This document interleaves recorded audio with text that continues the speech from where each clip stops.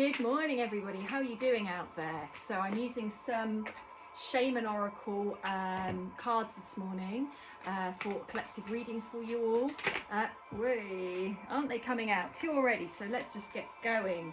So Hunter and Shaman of Purification. It's funny, I pulled one of these for myself this morning and got this Shaman of Purification, so I guess there's something in there for me. As I am part of the collective as you are.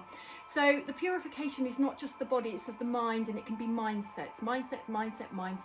A slight change in choice at any point in your life will send you down a completely different path.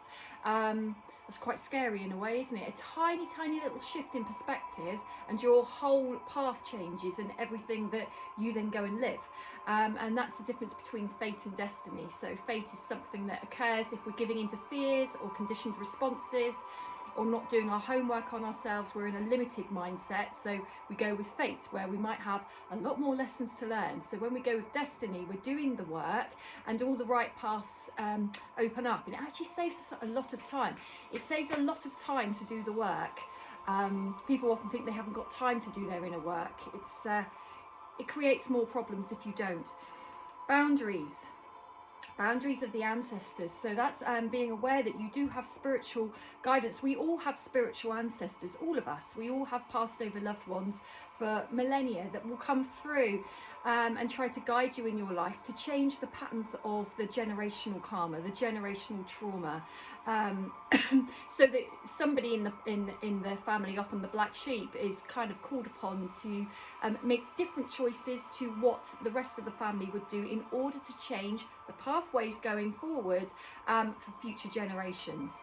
No pressure if you're the black sheep. And the companion. This card is very much about you being your own companion.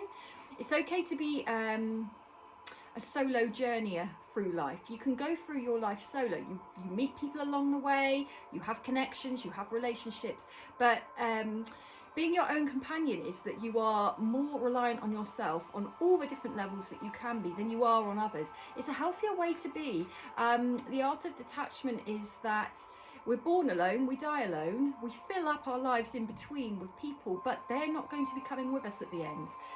They might meet us over the other side, but essentially your bond and connection with yourself should thus be the most important, but we look outwards to others. That's where our insecurities are, to need to do that. It's quite human to do that, but it can be limiting and it can cause problems up ahead. Last one, spirit of love. Spirit of love. Who doesn't like a little bit of love? And if you don't like love, there's some blocks there, because we're hardwired. We genetically need love. We need love to grow. We need love as a child for the brain to develop. So we need love. What are the blocks to it? But a lot of the blocks come down to a lack of self-love, and sometimes people don't even know if they love themselves or not. Or I'll hear people say that they don't want to love themselves because it sounds arrogant. Absolutely doesn't. It means that you've got a really healthy connection with yourself and that you've done some deep diving, so courage, take my hat off to that, to actually learn to develop a healthy relationship with yourself. Why would you not want to love yourself? Why would you not want to? It's the kindest, loveliest, most enabling thing you can do for your life. And the more you love yourself, the deeper the capacity you have to love others, also to let love in. Happy Tuesday, everybody. Have a great week.